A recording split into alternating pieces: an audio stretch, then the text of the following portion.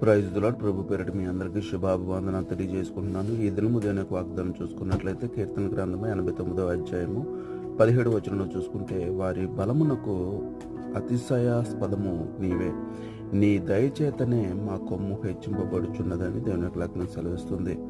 చాలామంది డబ్బును చూసి ధైర్యం తెచ్చుకుంటారు, వాళ్ళకున్న కండబలాన్ని చూసి ధైర్యం తెచ్చుకుంటారు, వాళ్ళకున్న ఆరోగ్యాన్ని బట్టి ధైర్యం తెచ్చుకుంటారు, కొంతమంది పలుకుబడిని బట్టి ధైర్యం తెచ్చుకుంటారు, వాళ్ళ వెనకాతలు ఉన్నటువంటి బ్యాక్గ్రౌండ్ని బట్టి ధైర్యం తెచ్చుకుంటారు. కానీ ఎవరైతే దేవుని యందు భయభక్తులు కలిగి నిలబడతారో వాళ్ళకి దేవుడే అత్యాస్పదముగా, ధైర్యముగా, కొండగా, కోటగా, రక్షణకర్తగా, సమస్తము ఆయనే ఉంటాడు.